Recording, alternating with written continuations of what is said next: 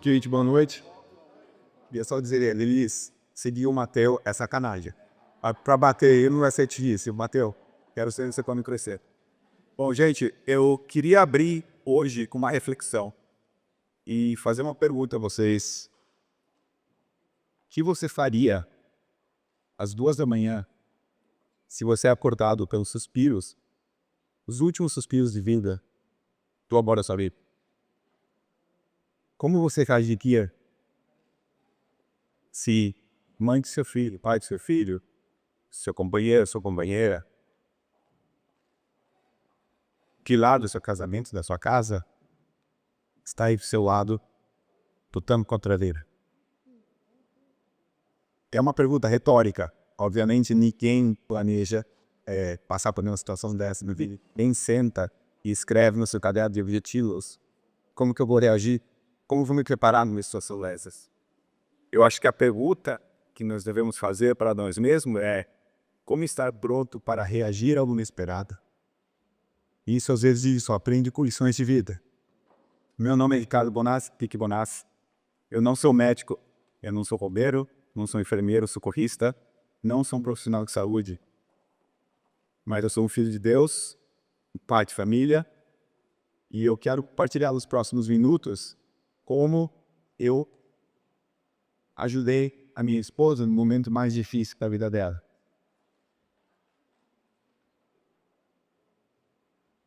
Começando a história lá atrás, na virada de 2018 para 2019, a gente estava no pico lá, Sabine.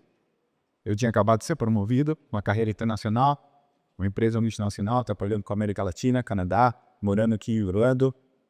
Minha esposa no auge da sua forma física, saúde. Nossas filhas, Stella e Joana, minha linda. Stella de 4 anos, Gigi com 1,5. E a gente estava passando o Réveillon, virada de ano, em São Paulo com a nossa família. Resort Lito, pro interior de São Paulo. Climas de fim de ano, virada foi sensacional. Muita prosperidade, muita saúde. Tudo que a gente espera de uma virada de ano. E começamos o ano com muita esperança, não sei.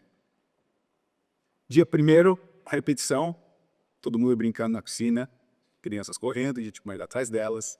Como deve ser um início de ano, de novo, aquela sensação de um novo que está começando. Mas eu percebi que a Jane, minha esposa, passou o dia mais quieto, mais cansado. Mas a gente achamos que era só um reflexo de ter ficado acordado até mais tarde na noite anterior. E fomos dormir. Mesmo quarto eu, a Stella, a Jane, e no outro quarto a gente estava com uma papá. Deitamos cedo, 8, 8:30 da noite, pus meu relógio para apertar às 4, 4:30 da manhã, faço de costume, e vi que logo a Stella e a Jana adormeceram. E logo peguei no sono também. Para ser acordado no meio da madrugada, um bonito que eu nunca vou esquecer. É o som de alguém com falta de ar. A Jana estava dando suspiros, tentando buscar o ar. Meio assustado no dia da noite, eu pensei, o que está acontecendo? Eu olho para o lado, vejo que a Stella está começando a acordar também, e a Janaína não continua lutando, tentando respirar. Primeira vez que era um pesadelo, alguma coisa assim, tentei acudir ela, tocando no seu ombro, chavendo no cano dela, tem alguns tapinhas no rosto, nada. E eu nunca vou esquecer a cara de terror da minha filha, nesse momento. Então, por sorte, a gente estava um quarto conjugado, ou que eu, vamos dizer assim, por intervenção de Deus. E do quarto conjugal lá, estava minha sogra, quem eu chamei por ajuda. Minha sogra deu corrente também, sonâmbulo. Ser acordado no meio da noite não é a coisa mais fácil. E ela entrou, era apenas um enjoo, que ela ia estar acordada, que a Jana ia acordar. E ela viu que a Jana estava deitada na cama, naquela mesma situação, sem reação nenhuma. Ela tentou sacudir as pernas da Jana. Ela tentou chamar em alto tom e nada. Eu vi que ela começou a tremer. O instinto materno estava vendo que algo estava muito errado com a filha dela. E aí, que Deus entra na história, né? Deus está na história, mas veio à minha mente um conhecimento. Deixa eu abrir um parênteses aqui e eu já volto na história. Eu falei no começo que eu não sou médico, eu sou bombeiro, sou socorrista, mas eu estava trabalhando já há 15 anos no ramo de dispositivos médicos. Eu sou engenheiro, trabalho com dispositivos cardíacos, sou especialista em leitilias. E por conta desse trabalho que eu fazia, eu fiz um curso de RCP 10 anos antes desse corrido. Alguém sabe o que é RCP? CPR. Ressuscitação CPR. Tudo bem. Alguém já fez curso aqui? Levanta a mão. Muito bom. Só mais, só mexer a sala. De qualquer forma, esse conhecimento que me veio à cabeça me fez eu lembrar de tentar sentir o pulso dela. Coloquei os dedos do lado dela, não senti nada. Deitei minha orelha no peito dela, não tem nada. Me deu um branco, com frio na espinha, e eu falei, a janta tem que parar de pedir. Últimas palavras que eu lembro de ter falado é para minha sogra: leva a Estela daqui, pede ajuda. E desse momento em diante eu entrei no tunnel vision, né? Uma visão de túnel. Eu foco unicamente era em ajudar a gente. Eu comecei a fazer massagem cardíaca, né? Massagem cardíaca não é como dos filmes. Em uma gente você faz um pouco, você respiração botador, faz um pouco mais, a pessoa acorda, cospe água. Infelizmente a pessoa não acorda numa massagem cardíaca. Massagem cardíaca é importante para manter o sangue circulando aos órgãos vitais, mas você precisa de uma força externa da pessoa acordar e voltar ali. Então a gente pode falar que a Jana, efetivamente, nesse momento, estava morta. Do meu lado, na solidão na noite, só com Deus para ajudar. E, nesse processo, ela aqui só parada de respirar, não estava mais tendo essa respiração involuntária. A cor dela ia esvair, os lábios estavam branco, corpo frio. E chegou gente para ajudar. Outra intervenção de Deus. Uma das nossas pavás era enfermeira. Então ela me ajudou com a massagem cardíaca correta. Mas eu vi que ela dava para respirar e a enfermeira começou a falar: não tem mais esperança. E foi a primeira vez que eu deixei os esperos bater e a primeira lágrima caiu. E eu chamei os vídeos dela e falei: Jana, luta. E ela escutou. E nesse momento, uma força do além, ela respirou profundamente. E eu continuei com a massagem cardíaca. Logo em seguida, chegou o desfibrilador do hotel. A gente instalou os eletrodos. Eu vi na tela do desfibrilador, entendendo tudo que está acontecendo. Confirmei que é uma parada cardíaca. E o desfibrilador, se você já pira uma máquina, quem fez pulso sabe, ele fala com você. Ele falou: ritmo detectado, terapia indicada. Apertamos o botão. Por sorte, primeiro choque. E eu vi a coisa mais linda no momento, naquela tela, o coração dela em de normal. Mas ela acordou. De novo, não é igual fio. Ela continuou um estado em coma. O cérebro dela havia sido deprivado de oxigênio por muito tempo. Então, o que eu quero compartilhar desse lado da minha experiência, tem toda a informação do livro, é que não importa a sua formação. Tudo bem, eu era especialista, trabalhava muito dispositivo. É até interessante que Deus me curou 10 anos por esse momento e eu nem sabia que estava sendo preparada. Mas qualquer pessoa pode aprender que isso está sendo a CPR. E uma frase que ressonou muito comigo foi de um ex-agente portador de itens do FBI, Chris Voss. Ele fala que sob pressão você não se eleva à ocasião. Você recua até um nível mais alto de preparação que tem. Foi importante sempre a gente estar preparado, porque nunca sabe o que vai acontecer. E disso eu tracei que o que me ajudou naquele momento foram 3 pilares. Pilar espiritual, pilar físico e pilar técnico. O espiritual foi a fé. Eu admito, não era dos melhores praticantes de fé no momento, mas Deus foi embudou a minha visão, mas ele que mantém a esperança nesse momento. O físico é o que me permitiu acordar e reagir rápido. Levar uma vida regrada, saúde, ter disciplina, fazer exercício, tudo isso é importante. A gente não sabe como vai precisar. E o técnico, obviamente, de novo, Deus estava me preparando por 10 anos e foi realmente um milagre. Mas todos nós podemos ter conhecimento técnico e eu acho que o que fica de lição é a curiosidade. É sempre estar querendo aprender algo novo. Como reagir no incêndio, como reagir se não ter ponto. Então acho que tudo isso é importante. Bom, vai ser meu lado da história. O que eu quero falar um pouquinho é do lado da história da Jana. Isso me leva à segunda pergunta.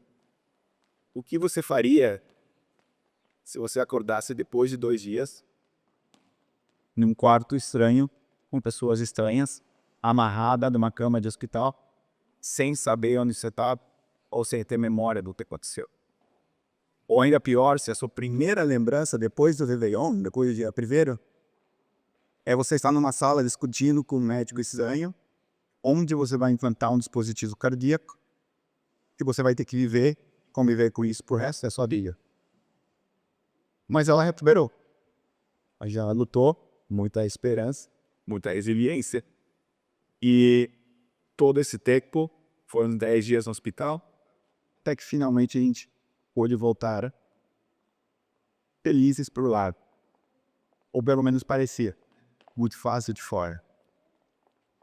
Só que o que a gente via é que a ferida externa da Janaína ainda tinha uma ferida gigante interna, emocional muito forte. Ela passou por coisas que ninguém sabia que ela passou. É muito fácil falar, você deve estar viva, mas ela sentia, por exemplo, culpa por ter causado isso à família. Ela não entendia porque isso tinha acontecido com ela. E nesse tempo, ela ficou 5 anos em silêncio. Pode avançar mais lá, por favor. Mais um. Então, ela passou por essa dor em silêncio.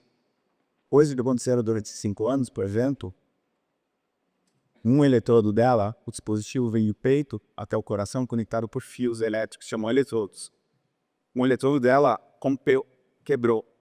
Então, com menos de 10 meses depois do implante original dela, ela teve que passar por uma nova cirurgia. Nós enfrentamos traumas pós-traumáticos da nossa filha, que estava na cama e viu a mãe morrer. E tudo isso a Jana foi levando em silêncio. Mas nas indas e vindas da vida, né? Ela conheceu pessoas e começou ano passado, ela decidiu comprar um curso. Um cara chamado Tabo. O curso chamava, se não me engano, O Pior Ano da Sua Vida. E ela achei bem interessante o título. Ela fez curso, adorou, pode passar mais slides. E ela foi do silêncio. A gente fala muito a gente procura muito o propósito, né? Mas às vezes o propósito é que acha a gente. Então depois de fazer esse curso, apareceu no feed dela do Instagram, não sei como apareceu, uma oportunidade para ela se inscrever, participar de um concurso de beleza. Já assim, foi muito bonita, você ter muita presença de palco, dançarina, mas nunca passou na nossa cabeça participar de um concurso de beleza. A gente achava até, tinha preconceito, achava que isso aí era só para pessoas tapadas e, né, que, desculpa a palavra, mas que só falando de que era paz do mundo e tinha muita superficialidade. Mas não foi o que a gente encontrou. Então ela se inscreveu para participar do Mrs. Florida. E quando ela participou do Mrs. Florida, ela ganhou. Ganhou no seu primeiro concurso. E era brasileira, principal com Mrs. Florida. E nesse processo, como eu falava, não é só alguma coisa superficial. Todas as misses, elas têm uma plataforma, elas têm uma missão, elas têm algo que elas querem trazer de Banco Money. E a Jana encontrou, nas muitas idas dela a médicos, que não existia suporte aos pacientes e aos pós-sobreviventes. Ela ia para o consultório e via um monte de velhos lá do lado dela, ela jovem, e não conversaram com ninguém, não tinha ninguém para ter isso. Então ela viu que tinha uma falta imensa de oportunidades de ajudar sobreviventes por sobreviventes, mas muito mais ainda, ela viu que faltava muita educação e LCP, faltava muita conscientização e instalação de desfibriladores, e isso virou o propósito dela. Como eu disse antes, às vezes propósito e contra a gente. Então, depois desse período, nasceu o movimento Coração nos Pedaços em Pardafall. Ela foi participar do Miss América em Las Vegas, que botou 15. Ela se apresentou no copo do Elvis Presley, onde todo mundo pôde conhecer um pouco mais da conscientização de felicidade da ECP. Mais de umas histórias de Deus. Nesse período, o eletrodo dela comprometeu outra vez. Então, no futuro, ela vai ter que passar com outra cirurgia. No dia que ela escutou essa história, ela estava muito triste. Ela foi no shopping ver uma compra, precisava para um evento, entrou na Hugo Boss e chegou. O gerente da Hugo Boss precisou perguntar para que ela estava louca e tal. Longa história curta, ela sai da pós-patrocínio da Hugo Boss para vestir ela durante os dos Nationals.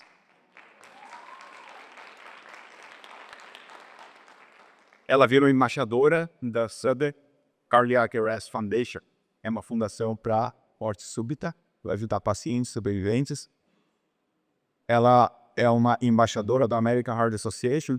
Em abril, ela esteve em Tallahassee, aqui na Flórida, no governo. A gente foi fazer uma marcha a respeito do CPR em Washington, mas quando ela esteve em Tallahassee, ela foi peça fundamental para a aprovação de uma lei na Flórida que obriga todas as escolas a terem desfibrilador, todas as escolas a ensinarem a ICP para os seus alunos, e todas as escolas têm que ter um plano de emergência para um ataque cardíaco. Então isso foi aprovado, ela deixou um livro, inclusive, no gabinete do governador DeSantis. Mas a gente ainda tinha uma história para contar, um legado para deixar, né? Tudo isso estava acontecendo, ela quitou a proposta, foi que a Elisa apareceu na nossa vida. Ela ajudou a gente a extrair essa história linda. A gente criou o livro Coração nos Pedaços, como realmente um legado que eu vou deixar.